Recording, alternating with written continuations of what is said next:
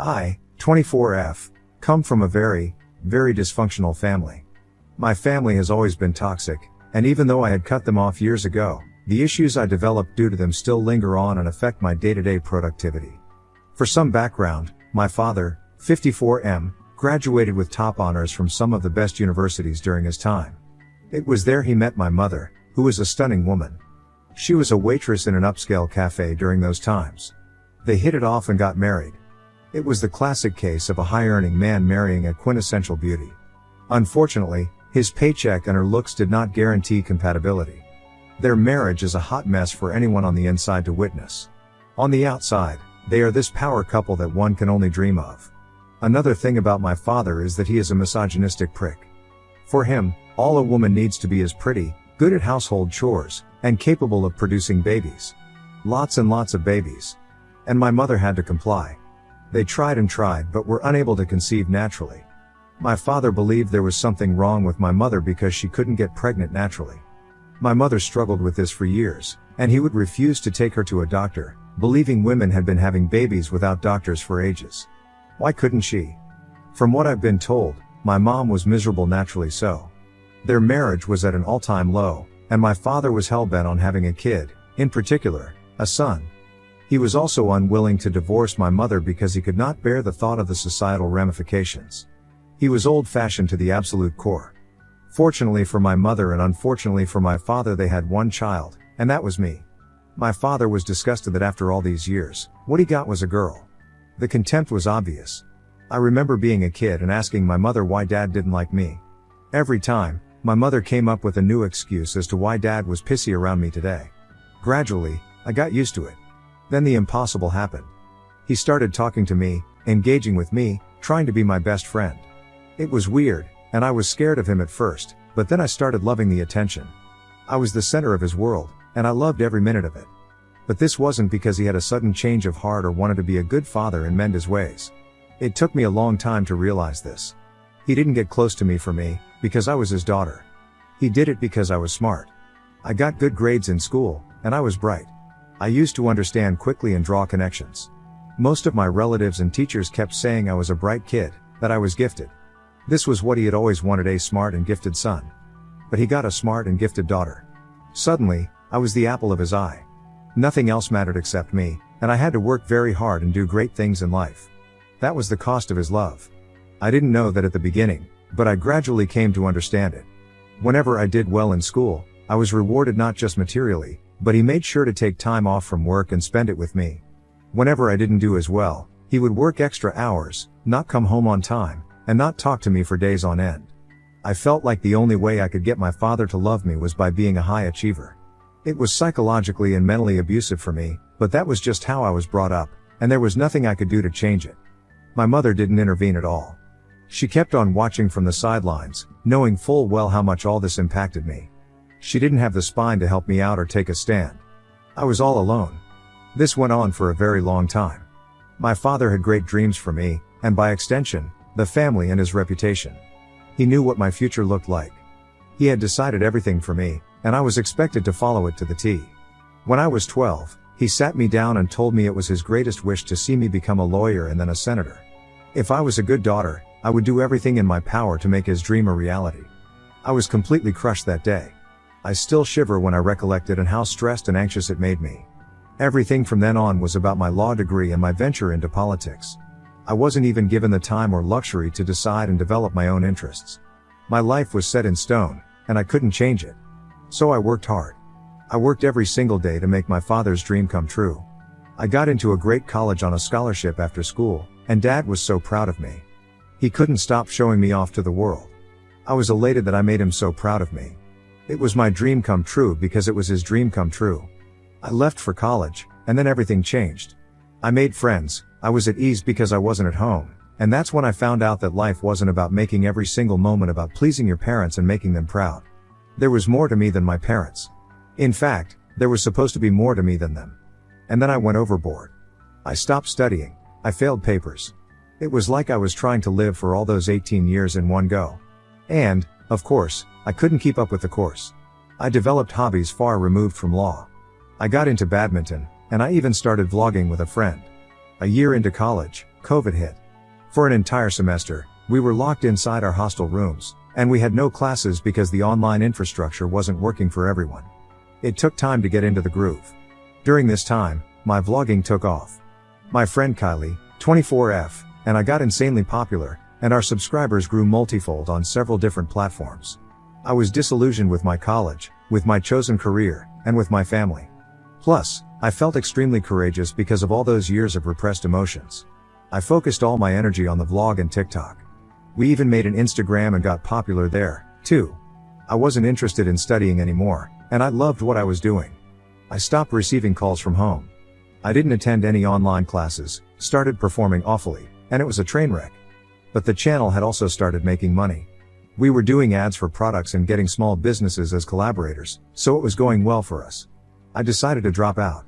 I knew I would never excel at law, and I didn't have the stamina to push through my entire life for my dad. I also knew that even if I somehow became a lawyer, I would hate my job and my life. In all honesty, I didn't give it much thought because I was on a spree of impulse, but I decided to drop out. I didn't even bother informing my parents because by then, I had begun hating them for eating away at my childhood and teenage years. I just wanted to be free of them and their expectations. The paperwork from the university took some time because of COVID, but I was finally free in a few weeks. Kylie dropped out too, and we rented a small place and started seriously working on our content. It was only after I dropped out that I informed my family because I didn't want them influencing my decision. It was a dumpster fire the minute I told them. I've never heard my dad yell such profanities, but well, there's a first time for everything, I guess. He first called me every name under the sun, then blamed my mom for producing a kid like me, and then cursed all women.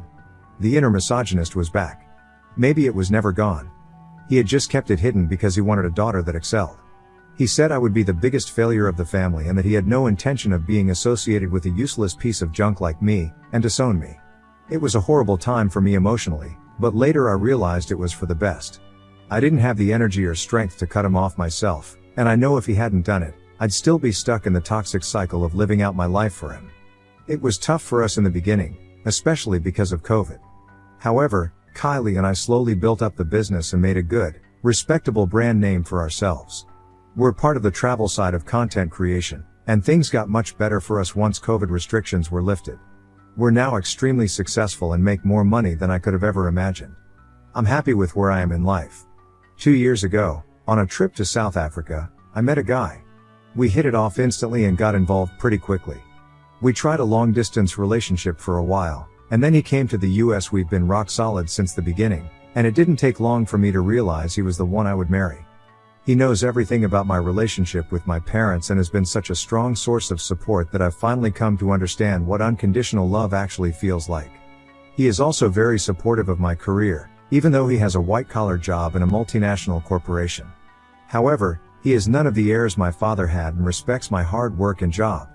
We're about to get married, and I think this news reached my parents, which is why they've been desperate to reconcile for a while. I put up the news of my engagement on social media, and I got a lot of traction on that post. I tagged my fiancé there, and I think that was how my family found out that this is a respectable guy with a respectable job, and I was doing the one thing a woman ought to do: marry well. Suddenly, I was the darling of my snake of a father again. He tried multiple ways to get in touch with me: emails, texts, DMs, everything begging for a new beginning, asking me to bury the past and live this new part of life with my entire family. I could see through the bluff immediately, and there were many days I didn't even read his messages, let alone respond. He was desperate to get back in touch and be a part of my life and my fiancé's again. I didn't like it at all. I didn't want him near me, but there was this wicked part of me thirsting for revenge and retribution for all those years I missed out on because of him. I spoke to my fiancé, and he said he was okay with whatever I wanted to do. All that mattered to him was that I shouldn't end up feeling worse about everything. We started our wedding preparations, and I told my parents they were invited. My father was expecting to walk me down the aisle, but I told him he should be thankful he was getting an invitation in the first place. That shut him up real quick. I had my revenge prepared, and I was going to serve it cold. I didn't want any drama on my wedding day because it was one of the most important days of my life with the one person who taught me what true love was. So the wedding happened without a hitch, and it was beautiful. I got the ceremony I dreamed of. My father tried to act smart during the wedding by getting up in the middle of dinner to make a toast, but Kylie made him sit down. It was embarrassing for him but hilarious for me. My mother took me aside after the ceremony and tried to give me marriage advice, but I told her to piss off because she was never a wife to my dad, she was just a slave. I told her the only reason I invited her was because dad begged and begged to be part of the wedding, and I wanted to be the bigger person, just like I had all my life. She left with tears in her eyes, but I didn't feel sorry for her at all. I cried such tears throughout my childhood, but she was never there to wipe them away. All she cared about was what dad wanted, what he did, and how much he provided. Everything else, she accepted and wanted me to accept as well. Once the ceremony was over, I put my revenge plan into action. The idea was to defame him in public. The only thing he was ever concerned about was his reputation. So that's what I was going to attack and destroy. I would do it with no remorse because he showed no pity to a young girl who cried for days on end, apologizing profusely and begging her dad to talk to her, just because she got a B grade on a stupid math test in 8th grade. Once I was back from my honeymoon, I decided to put up my wedding vlog on my channels. In the months leading up to the wedding, I had shared the entire planning process there, so the wedding video had to go up too. It was here that I played my cards. I started the video by saying this was the best day of my life and that I was so happy to share it with the one person who taught me what love is. With this, I shared my entire life story with my viewers. I talked about the psychological abuse I faced at the hands of my father. I talked about how my mother never uttered a word and just watched me get punished repeatedly. It was a long and heartfelt section of the video, and I cried multiple times while shooting it. I then said this was why the bond I have with my husband is the most beautiful thing in the world to me and that I would never have been able to feel true love and support had it not been for him and Kylie. I put the video on social media and went to sleep. It turned out to be one of my highest watched videos. The engagement on it was crazy, and everyone was calling out my parents for the shoddy job they'd done in the comments. It was cathartic to read those comments. I felt seen and validated. It was an emotional time for me, and seeing all those people come out to support me, to lighten my burden, and share my story made me feel I wasn't alone. The ramifications for my father were severe. He saw the video himself and called me, but I didn't answer. Then another call, then a third one. He had gone berserk. He wanted to do damage control as soon as possible, but I wasn't interested. He sent me texts and emails, asking me to call him ASAP, telling me to remove the video, but I didn't. I even made sure to personally send the link to every family member who couldn't attend the wedding, just to let them know what mom and dad had been doing all this time. The meltdown was crazy. I didn't respond to his emails, but I engaged with my commenters regularly. That's when the real drama started. I guess my father got his friends to comment on my channel and report it. Suddenly, there was a barrage of comments about how children are always ungrateful and parents only want what's best for them. I knew it was my parents' doing. The boomer language and tone of the comments were direct giveaways as to who was behind this nonsense. I knew my work was done. I then deleted the video because it had done all the damage it could. I put up a post saying I had chosen to remove the video because of the negativity it was attracting. The negativity wasn't really affecting me, but I knew it had affected my parents, and that's what I wanted to achieve in the first place. I couldn't let them get away scot-free for what they had done to me. It might seem petty to you. It might have been better if I'd moved on and put everything in the past. What I did might have been unhealthy and toxic in its own way, but it was also deeply cathartic. It made me feel that I finally had a voice and that what I was screaming and yelling all my life wasn't in my head but real and painful. If that makes me a bad person, so be it. I had the choice between being selfish and being the bigger person. I chose the former, and I am not sorry for it. Update 1. My father tried getting in touch with my husband. Now, the thing about my fiancé is, he's been very supportive of whatever I wanted to do, but he would have preferred it didn't come to that.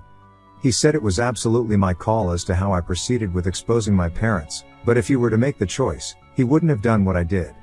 When my father got in touch with him, he told me immediately. But when he saw how much that stressed me out, he said he'd deal with dad on his own and that I needn't worry anymore. It turns out my father wanted his help to convince me to do some damage control. The poor man thought my marriage was like his, that my husband would command me to do something, and I'd do it because that's just what wives do. Apparently, my video reached a lot of people. While I'd sent it to some family members myself, it somehow reached his workplace, and people started talking about it. Some younger employees began avoiding him, and he's had to do a lot of HR damage control. This has affected his productivity, mental health, and overall quality of life, and he wants me to intervene and make it right. My husband, Jake, for the purpose of this post, because I can't keep writing my husband over and over again, asked my dad what he had in mind and what he thought was the best way for me to remedy the situation. Dad said he expected me to release an apology video, saying I'd exaggerated for popularity and that my parents were the most supportive parents I could have hoped for. He essentially wanted me to save his ass and sacrifice my entire career by retracting my statement. Jake said he'd talk to me and let him know, and then he blocked Dad's number as soon as the call ended. I'm not sad because I know my father isn't capable of any kind of emotions, but I sure am appalled at his audacity. I'm obviously not going to do what he asks, and a part of me, the petty part, wants to make even this request public and make sure he's slandered even more. But I think by doing what I've already done, I've reawakened my past, and I don't want it to keep haunting me. I had a long chat with Jake, and he says it's time for me to let it go, not in the sense that I should forgive them, but that I should just stop associating with them, like I had been doing for the last 5 years. He said with outing their treatment of me and their behavior to the public, I'd done what I had to and gotten my revenge. Now it's time to drop it and move forward. I agree with him, and that's what we've decided to do, but I can't shake the nagging feeling that they need to face much more in order to come even remotely close to the mental trauma they inflicted on me. I went through years of psychological abuse, and it can't be washed away with one video calling them out. Jake insists that allowing more of this to fester will ultimately spill over into our lives, and despite what I claim, I'll continue to be affected. He says I need to let karma take its course and not meddle. He knows they'll have to face the consequences of what they've done, whether it be through me or someone else. I want to be the karma that bites them in the ass because I'm the one who had to tolerate it all. Nonetheless, I don't think my father will contact us again. If he tries, he'll soon figure out he's been blocked, and that's an answer that requires no explanation. I'm just glad that the world he commands so much respect in now knows him for what he truly is. Update 2. My mother tried to get in touch with me. I had blocked her too, so she called me from a different number. I answered, and when I realized it was her, I wanted to hang up, but she begged me to hear her out for 5 minutes and said she'd never call me again if that's what I wanted. She started off by apologizing for not standing up for me throughout my childhood. She said she was scared of Dad and was completely dependent on him financially, which is why she didn't have the courage to stand up for herself or me. She knows she failed as a mother, and that it's too late to ask for forgiveness, but she hopes I'll give her a chance to rectify and build a bond with me. It was a long and emotional call, and we were both crying by the end. Even though she failed me as a mother, as a grown woman, I can understand her predicament. My father was too big of a bully, and it took nerves of steel to stand up to him. I told her I wasn't ready for a relationship now and that I didn't feel comfortable diving into a mother-daughter relationship with her, but I was willing to give her a chance. I made it abundantly clear that it would take a lot for us to have a cordial relationship because, despite the situation, she was the adult, and it was her job to protect me. I never had that from her, and I'd never felt emotionally or psychologically safe around her, and that's bound to reflect now. She was okay with whatever I wanted and didn't make any demands. We've decided to stay in contact. I talked to her a little, and I'll take my time to see if I want a deeper relationship with her. I've made it clear that this is between her and me and that I want nothing to do with my father. I'm only willing to give her a chance. I'm not extending this grace to my father, and I don't plan to, ever. I've told her not to tell him we're talking because all he'll do is pressure her into making me set his public image straight, and I'm not interested in that. For now, the secrecy is maintained, and I hope it stays that way. Jake has asked me to be cautious about her because she has a history of being flaky and easily influenced by others. Somehow, this time around, I have a good feeling about her, and I think this might be the start of a new relationship. I'm not jumping into this equation right away, but I sincerely hope it works out. I'd love it if we could mend things and move forward, at least cordially, because she was as much a victim of the circumstances as I was. Update 3. I should have listened to all the advice on Reddit. I was too optimistic about it all, even though most of you said my mother only came back at my father's behest. You were right, and she has completely betrayed my trust. We were in touch for about a month, which is when I felt comfortable enough to meet her. We decided to meet at a cafe not far from my place. I told Jake I wanted to do this alone, but I still needed him around in case I wanted to bolt. And that's what happened. She was already there when I arrived, and she wasn't alone. Dad was with her. Part of me wanted to leave right then, but I decided to talk to them. My father immediately started hounding me, and I felt terribly cornered. My mother, again, didn't say a single word. My father went on and on about how he was a great parent and that I remembered everything incorrectly. 15 minutes in, I dropped an SOS to Jake and went home. Needless to say, my mother is blocked again, and no power on earth will reverse this. She has broken my trust for the umpteenth time, and I am done with both of them. I cannot take any more of this gaslighting and torture. 18 years of it are enough to last me a lifetime. Jake and Kylie have been my support through it all, and I'm glad Kylie and I have another exciting work trip coming up. We're going to cover 2 Balkan countries, that's all I can share with you, and we're busy preparing for that. It'll be a good change from the mess of the last few months. Now, I know I'll never regret not giving them a chance. My parents have proven, once again, they're not capable of being trusted, and there's no way I'll ever feel safe with them. That chapter of my life is over, and I've decided not to take their toxicity with me into the future. Thanks, Reddit, for all your advice and input. I should have listened, but well, it is what it is.